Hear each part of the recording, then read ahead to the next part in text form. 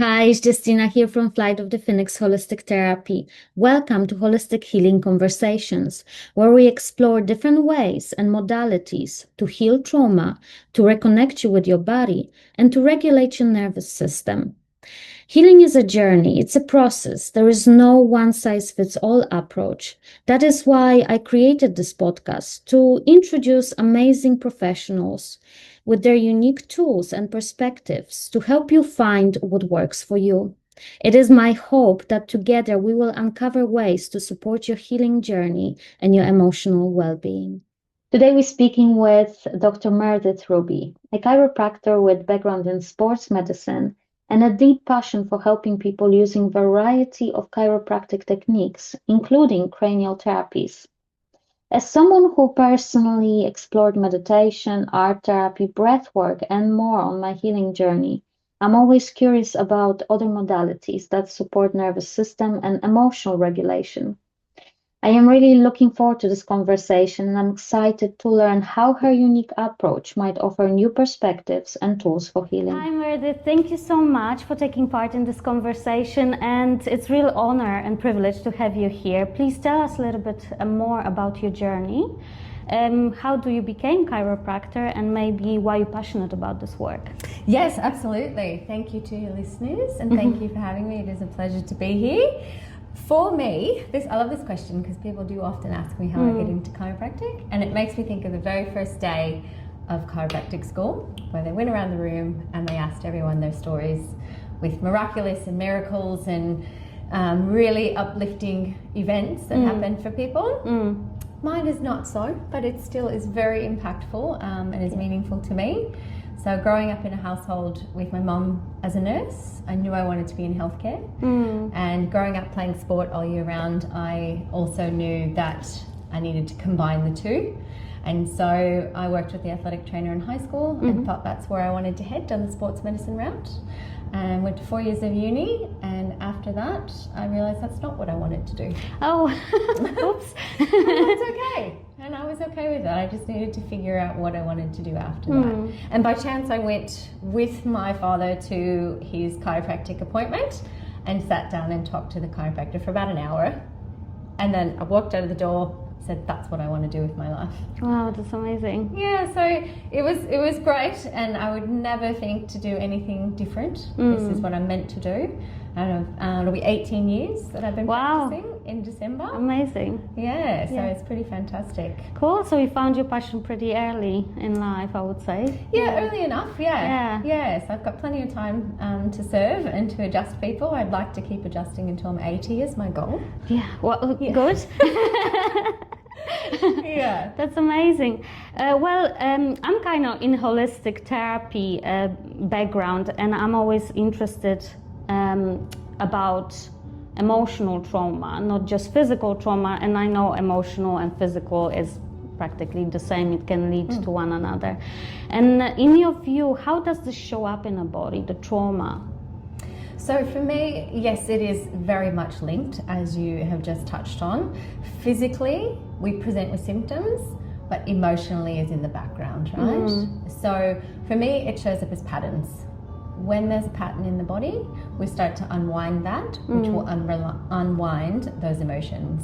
So it's very individual, of course, but once you start learning the patient's history, the patient's body, you start to see it evolve.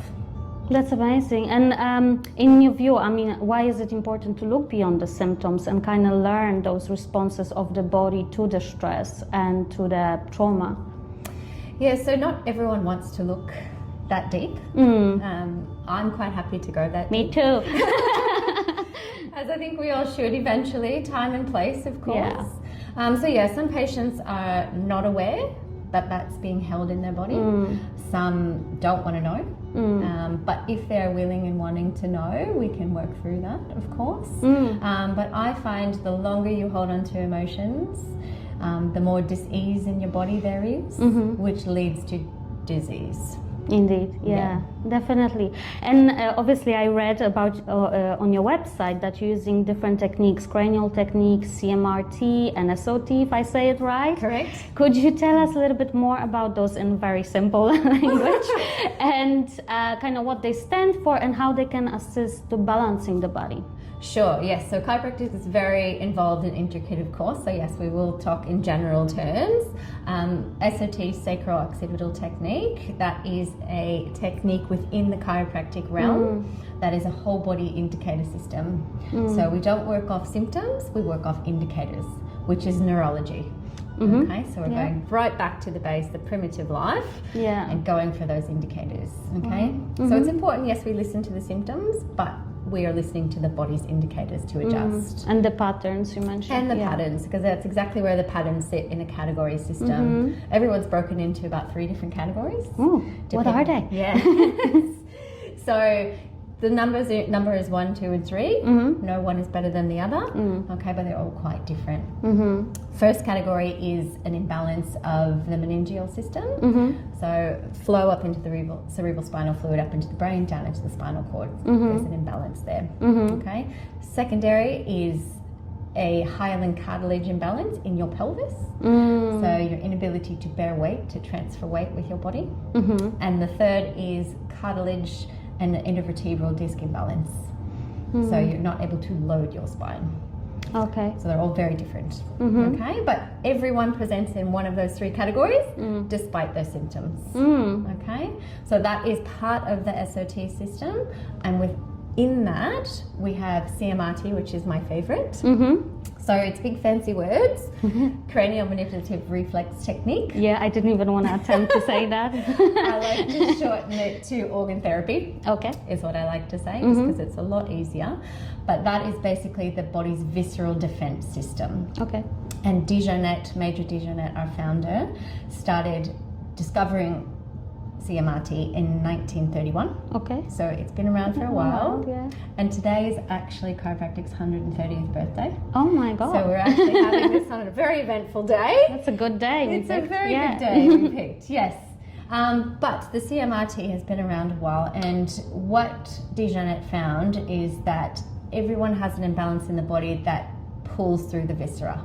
Which is the organs, okay? And that will create imbalances as well. Even though we don't feel our organs necessarily, we don't want to, but we need to nourish them as well. So when we find those areas of imbalance, we make a correction. And when I say that, so I've got my little skull here that I might show you all. It's a nice colourful skull. But if we flip it over, this purple bone here is called our occiput. And when the brain responds to a pull from our spine, minimizes circulation, creates a response in the organ it supplies. What the brain does, because it's very clever, it creates a little fiber along this area. Right. Okay, so if you can imagine an imaginary grid here, 7 areas on one side, 7 areas on the other, and then 3 rows. So it's a lot of little spaces there. Okay, but when the brain creates that little fiber there, that corresponds to the organ. I locate those points because the brain is telling me quite nicely what's going on. And then we start clearing the reflex. When we clear that reflex, the body's able to heal. Wow, this is so interesting because I do feel my back of my head sometimes. And a lot of people, exactly, when I start to palpate that area, patients are like, I've always wondered what that was. Yeah. What is that? Or I didn't know that was there. What does that mean? So it's a real education opportunity to explain, to figure out what's going on. And each area does mean something different in the stages. Okay. And ideally we want those reflexes to clear. The body can restore, the body can shift, the body can heal. Perfect. If the reflex continues to be there, we might look at other areas and explore there, such as nutrition, such as releasing emotions, referring to trauma therapists, etc. Perfect. Yeah, so it's a really fascinating way to complement traditional chiropractic, and I find that completes the whole body system. Because holistically, yeah. But we store those emotions in our organs, in our tissues, and if you're holding on to them, you're going to continue to hold on to Oh my them. God, I really want to sign up for session. You need one? I definitely need one. We all do, don't we? But so how do you decide the approach or combination of techniques with your patients or clients? Yeah, so that's very individual, and that individuality can change on the day. So if you've had a really stressful week, or if you injured yourself, things like that will change the techniques I use on the day. We do not want to create any stress in the system. We will only do as much on the day that the body can handle. Chiropractic is a lot of input into the body, but it's healthy stress, healthy input. So we just want to make sure we can calm that nervous system, take us out of the fight or flight and sympathetic, create parasympathetic, rest and digest, and start to heal. Yeah, that's amazing. Yeah, so it's a very individual session on what I might choose on the day. There are certain things that I will not do, and I will not make the patient worse. I will not create more input for their brain that they cannot handle. And I always tell them less is more. Yeah, because it's, I guess, when you really stress on that day, it can really impact. It can cause even more stress and dysregulation in the nervous system. Okay. Yeah, so we do not want that. Yeah, so you must be really intuitive about it when you work. You have to. You have to have that intuition, that knowledge, that experience, and that regard for a patient's nervous system. Yeah. Even if you really want to adjust them that way, if they can't handle that adjustment on the day, you can't deliver that. In your view, what is the role of the nervous system on emotional healing, and how chiropractic care can help with that process? The nervous system regulates every single emotion in the body. Natural process and everything that we do is controlled by our nervous system. Particularly when we're born, we have maturation of the brain, and that's how we learn to integrate emotions. Sometimes we skip those patterns, and that is an important factor that I will also check with primitive reflexes if they're retained as well. But our brain controls our emotions, and if our brain is balanced, nourished, it can remove toxins properly, we can handle emotions, and we can clear and shift emotions. So as a chiropractor, yes, we're changing the nervous system naturally, but we're also shifting the way the brain registers emotions within the brain. That's so awesome. And do you have like examples of your patients or clients that nervous system regulations had a huge impact on their well-being, both physical and emotional? Yeah, there's lots to choose from, of course, but some of the most exciting ones are, patients who've been in pain for 20 plus years. They've seen every specialist under the sun. They come and see me, and then they report back to me on the follow-up adjustment. I'm a new person. You've changed my life. I'm not in pain anymore. I am free. Things like that. Yeah. Another patient described to me the other day, she had a fall and she's been in immense pain for 3 months, thought her world was ending.